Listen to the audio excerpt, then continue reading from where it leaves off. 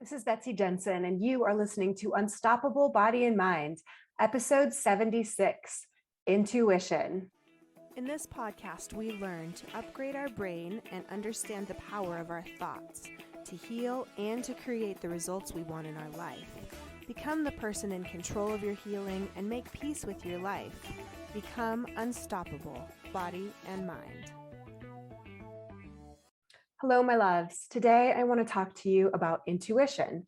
I get the question a lot as I help people tune into their bodies and feel in their bodies what's going on, how to tell if something is their intuition versus something that's just actually a very big fear that they're feeling strongly about.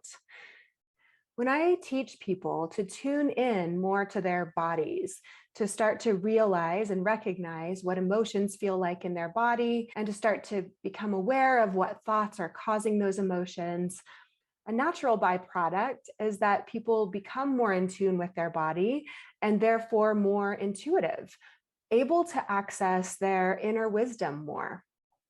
I do believe that we all have intuition and that we can all develop our intuition further as we tune into ourselves more and more. Now, if you heard my episode last week, it was a coaching call where I was coaching someone, and you might have noticed me asking several times throughout the session how that thought felt for her in her body, or how she felt when she was talking about something. So most of the time, people will notice that there's some kind of tenseness going on in their body when they have fear or fight or flight, or they're worried about something or hypervigilant. They might feel more relaxed or lighter in some ways if they're thinking thoughts that aren't as scary and maybe are more abundant feeling or more grateful. So if you start to notice that when you have thoughts that give you the feeling of worry, that you might tense up your shoulders, or you might clench your jaw or feel it in your head, or you might feel it as a tightness in your chest, whatever for you, you start to figure out like, oh, this is the feeling of shame, or this is the feeling of joy, and even feeling that feeling of joy on purpose. So when you start tuning into your body, you'll notice that feelings feel differently in your body.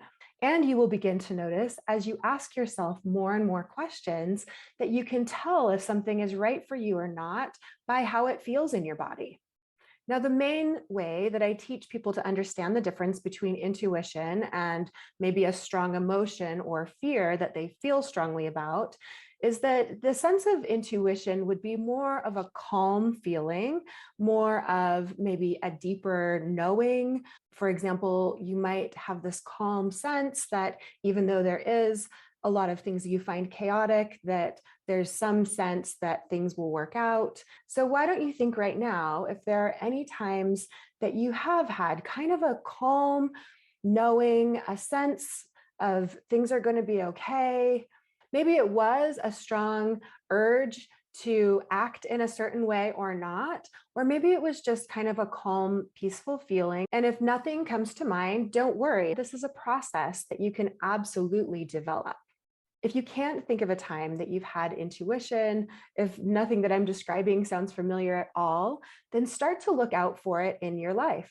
Start to notice things that you might be feeling calm about in the future, or nudges to choose one thing or another.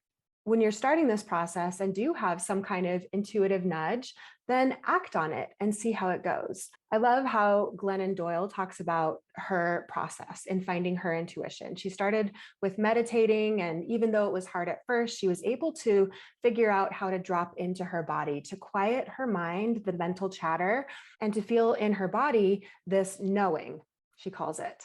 So she said she would close her eyes. She even got to where she could do it with her eyes open, kind of drop into her body, and she would feel this sense of knowing or a nudge or a prompting to do something. She says when she would act on it, then she would get this warm liquid gold sense like running through her veins. So the process is ask yourself what to do next. What's the next right thing to do? Do it, and then feel that reward of the liquid gold. And then repeat over and over and over again throughout your day. How does this sound to you? What comes up for you when you think of relying on your intuition more? Lately, I've been trying what Mel Robbins suggests. She wrote a book called The 5 Second Rule. And she says that if you don't act on your nudges, your intuitions within about 5 seconds, then your brain will talk you out of it. So sometimes when I do have an intuition to send that text very quickly or check in on someone, then I've been really trying to do it immediately in that moment. Now, there are times that I am trying to get some kind of structured activity done, like record a podcast. And so, in those moments, if some inspiration comes to me, I either write it down or I do have the belief that if an inspiration comes to me in a time that I can't act on it, if it's important, it will come back to me at a time I can take care of it. So I don't stress myself out because I already tend to be a little scattered when I work, the multitasker in me. And it's not an exact process. I look at it as something that I do kind of as a science experiment, as I said, with this attitude of curiosity and playfulness.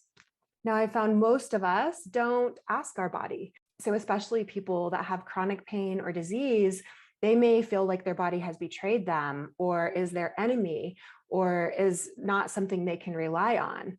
So, if you notice that you have those thoughts and tendencies, then maybe you can think of the positive feelings that you want to have. If there is something that brings you some joy, then maybe you think of that emotion that creates and how you can feel that more often. So start with checking in with your body. If you have the tendency to be a little hyper vigilant about your body, then notice that too. If you tend to fixate on the sensations in your body that are negative, then try and shift your focus to sensations that are positive and feeling more of those. Notice like you're being a detective, building a case for the opposite. All the times when you feel a little bit better than you think you would, or when you actually do feel joy or happiness. As you approach this playfully, you may be able to ask yourself several times throughout the day, what is the next best thing for me to do right now? If you're feeling uncomfortable in your body somehow, then ask yourself. Maybe it's getting a drink of water or going for a walk or laying down or connecting with a friend or putting up a boundary. I've been surprised for myself how many times when I have the urge to go make some coffee, that when I check in with my body, I actually want either water or just to take a quick power nap. And so I try to just be aware of that more and more. The human brain has a negativity bias. We are programmed to see things that we don't like and to resist and avoid them. But we know that what we focus on, we create more of. And because of the reticular activating system, our brain is constantly on the lookout for things that prove our brain true. Then we can shift our focus on purpose to the things in our life that bring us more joy and happiness, and we'll find more of them. Our brain will be on the lookout for those things. We know this happens with gratitude. If you have a gratitude journal, after a month of doing that, you will start to be a more grateful person and have more contentment and happiness in your life. Your brain has switched to starting to look for those things that make you grateful each day, and then you find more and more of those things in your life. The other reason that I wanted to talk about intuition today was because in a call that I did earlier this week with a client, we were talking about using her intuition with the sway test, which I talk about other places. It's basically a way of muscle testing to ask yourself yes or no questions by standing, closing your eyes, asking a question and see if your body tends to sway forward or back, indicating a yes or a no. As I was describing it, she said, it kind of sounds like a Ouija board. And in the moment, I told her, if it's something you're not comfortable with, it's definitely not something that you have to do. But then I thought later that maybe there is something to question there. Maybe she's not comfortable with it, but why? I think we've been taught to actually not trust ourselves. If you think about society and religion and medicine, we're basically taught over and over and over again not to trust ourselves, to rely on another authority. And in some cases, that getting inspiration for ourselves is actually something that's evil. So if you notice resistance to going into your body and asking yourself and trusting yourself, there might be really good reason for that.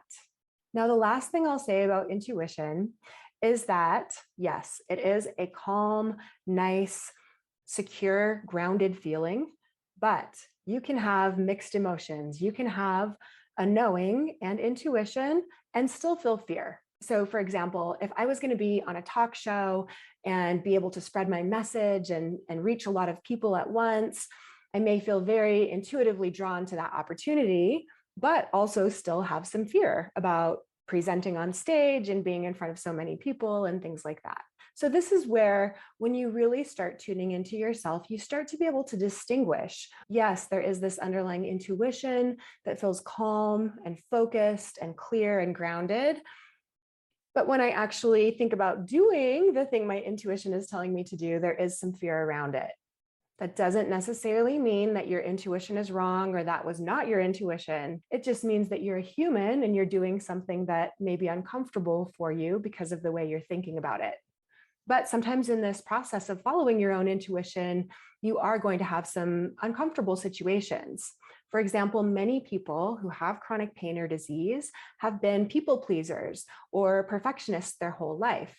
So there may be some times that your intuition is telling you, no, tell this person, no, I'm not going to do this thing. But having this history of people pleasing, that might feel very uncomfortable to think of telling someone no, but it doesn't mean your intuition is wrong. It doesn't mean that that would be the best thing for you. Use your body again to try and judge. And I think most people know if they are a people pleaser, they say yes to something that they really don't want to do, then they may go and do it, but feel resentful, feel more tired, feel angry even at that person. So, this process of following your intuition is going to guide you to what the most loving thing is to do for yourself and for those around you. If you have resistance to thinking that you should try to feel better and try to feel good and try to have joy and happiness, then notice that. I myself have noticed that, and a lot of people I coach have been taught that it's selfish to do things for yourself, things that make you feel good. But if you are in a state of chronic pain or disease, you probably have been giving at your own expense for too long. The more you tune into your intuition, the easier it will be to know for yourself what the most loving thing is to do. The last thing that some people have resistance to with intuition is kind of another pre programmed belief that we learn in society that work has to be hard. We can't get things by doing them the easy way. There is no easy way. So, if you have some of those kinds of beliefs that in order to create something that's valuable, you have to work hard to achieve it, then intuition might be your friend and help you here too. I know by things like putting a lot of pressure on myself or worrying a lot about what other people think that I can make things a lot harder on myself than they need to be. So, what I'll suggest is that learning to lean into your intuition will not only give you better access to the knowledge available in your body, but also will be an easier way for you to get the results that you want in your life. All right, my loves, if you want to learn more about intuition and the other topics that I teach, and especially if you want to learn to apply them in your life, then be sure and get on my group coaching interest list right now. The coaching group starts next month. So if you want a chance to work with me and really get deep at the core root of what's going on and how to change things in your life, then be sure and get on the interest list today. I'll have the information in the show notes, or you can email me at info@bodyandmindlifecoach.com. All right, my loves, have fun noticing and leaning into your intuition. Have a good week. Bye. Thank you so much for listening. I hope you learned a little bit about your brain today that helps you in your life like it helped me. Please be sure and subscribe and leave a review. And of course, be sure and share this podcast with someone you know that wants an unstoppable body and mind.